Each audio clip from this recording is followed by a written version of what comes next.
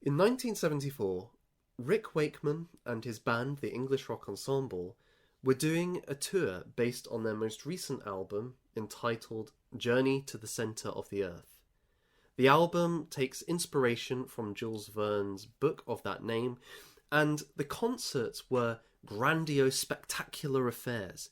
The band would be playing it, and all the while, the songs are being acted out, reaching a finale where inflatable dinosaurs rise up from a pool of water and begin being in combat with one another. Rick was very involved in all of the aspects of the production. He didn't just focus on the music, but all the small details from how the show would be produced and so on. And combined with a heavy diet of alcohol and cigarettes, it was maybe inevitable that Rick suffered a heart attack, potentially a few heart attacks in a short space of time. And he was rushed to a hospital in Berkshire. There, the doctor said to him that he was very lucky to be alive and that it was going to be a significant amount of time before he'd be able to leave again. The physician even said to Rick's manager that maybe he should never play again, that it was too dangerous for him to play on stage once more. And this would have been devastating to the famous Caped Crusader. He lived for playing music and for the concerts in particular. He had found his way, initially making his breakthrough playing on David Bowie's Space Odyssey on the keyboards, and he was over time respected as a session musician, playing on more Bowie tracks such as Life on Mars, and with other musicians like Elton John. In time, he went on to become a key member of the band Yes, who were known for their spectacular progressive rock albums. They tended to not be songs as such, but almost orchestral pieces with rock and roll instruments, taking a theme and movement approach to the structure of their albums rather than verse, chorus, and a list of songs. However, while Rick was in bed, contemplating that his musical career might be over, he returned to something which he loved very dearly. As a child, he grew up going to Cornwall with his family, and they would go to Tintagel Castle, which is allegedly where King Arthur was conceived, and this is in the stories produced by Thomas Malory, the Morte d'Arthur. And many of the children's books that Rick read during that period were based upon Malory's tale. And so he grew up with this love and enchantment with the myths and legends of King Arthur. Before his heart attack, he had planned to produce an album based upon these stories, but with nothing better to do while sitting in bed, he started to make work upon this album. And by the time he left hospital, he had a fully sketched out and recorded using a tape recorder somebody had smuggled in. He'd kind of mapped out what the album would look like.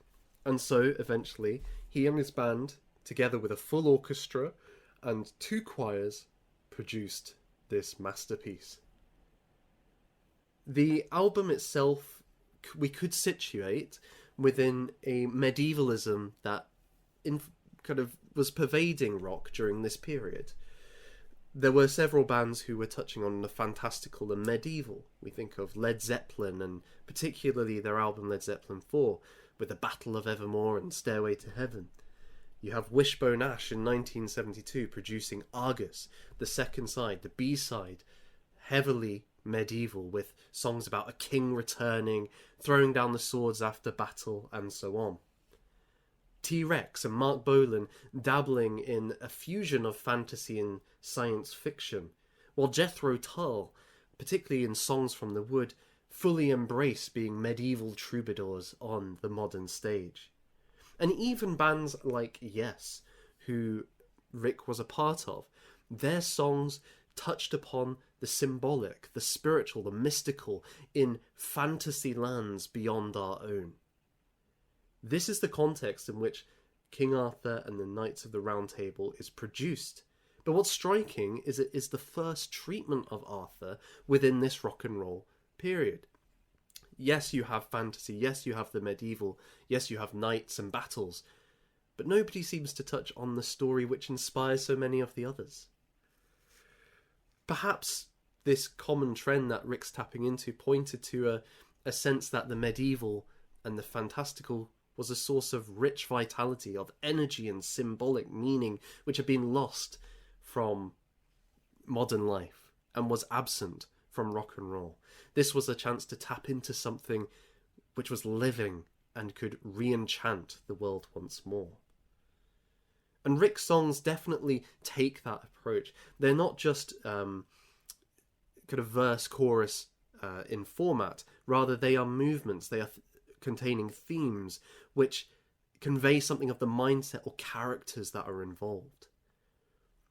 It, in truncated form, tells the story depicted by the Morte d'Arthur, by Thomas Malory, beginning with Arthur taking the sword from the stone, which confirms his right to be king. And it's done with this majestic fanfare, which incidentally was used by the BBC for its election coverage for several years.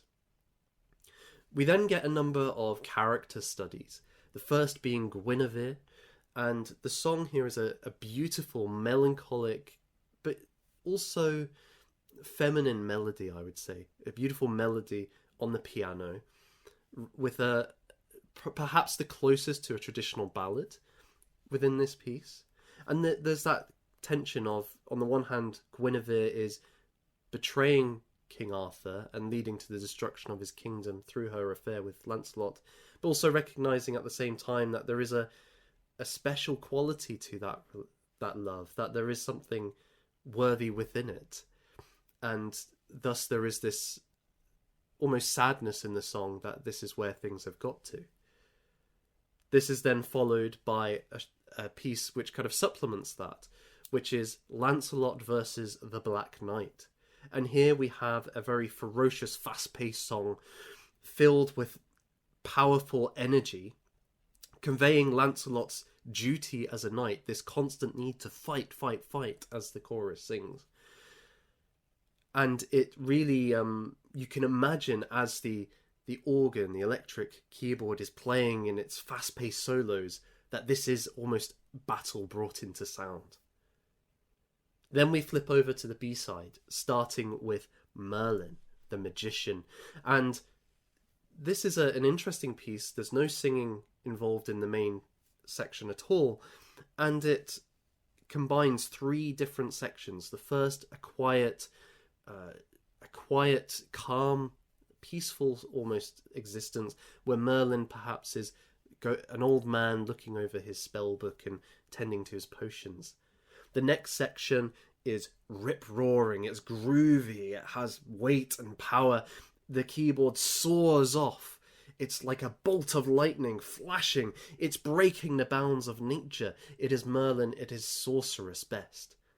But then we have a total tonal change, or mood change we might say, and we get into something like the Charleston dance, where Merlin is chasing after Vivian. He's totally besotted by her. It's somewhat comedic, but then he himself is ensnared in the process.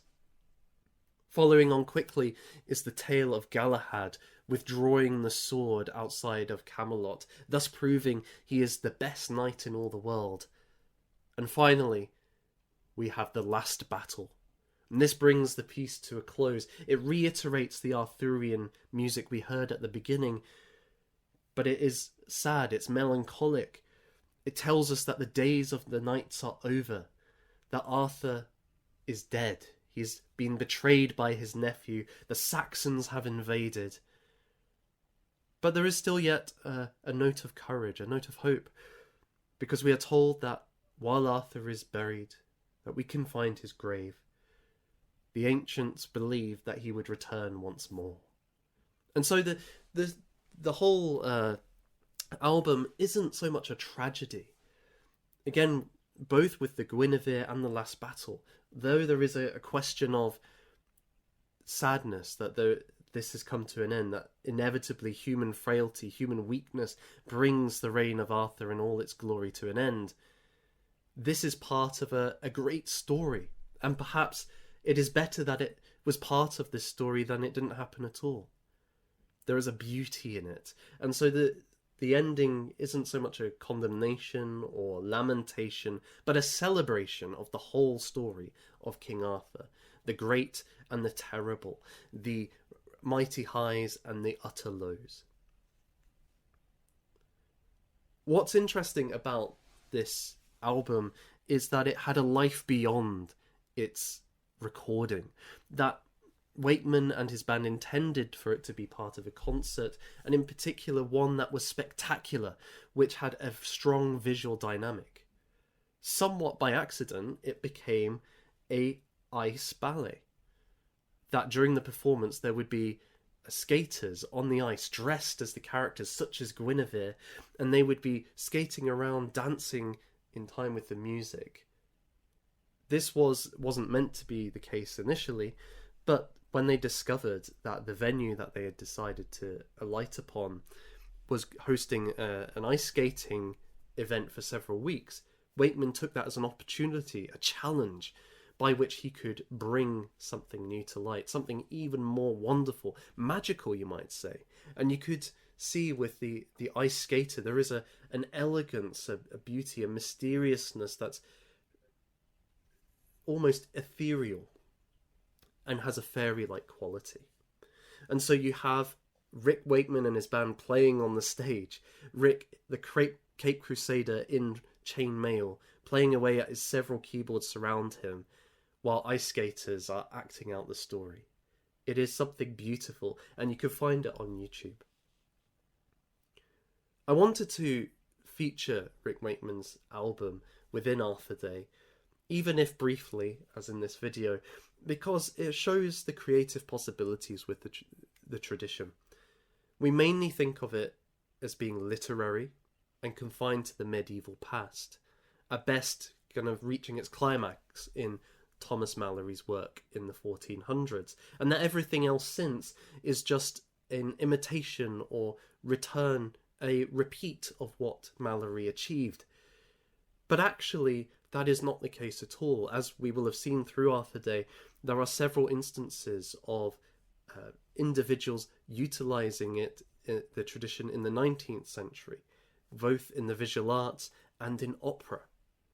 But even in the 1970s, we find somebody like Rick Wakeman, a virtuoso on the keyboard, taking the Arthurian tradition, presenting it to a public in a popular way, in an accessible way, but in a creative and new and distinctive way, while still maintaining continuity with what has gone before. And I think that in itself is an invitation to us to think similarly about how we engage with Arthur. It's not just about repeating what's gone before or rehearsing it. In a way that becomes inauthentic. The form no longer matches who we are as people. But we can convey the same spirit. We can still treat the canon with respect and reverence, whilst pushing it in ways which speak to our own time and utilise the creative arts, the ways we engage with the world for our own time. That's what Rick Wakeman achieved with this album. If there's one thing I would encourage you to do, it is to go and listen to Rick Wakeman's The Myths and Legends of King Arthur and the Knights of the Round Table. You're in for a tidal wave of excellence, of brilliance, of Arthurian drama.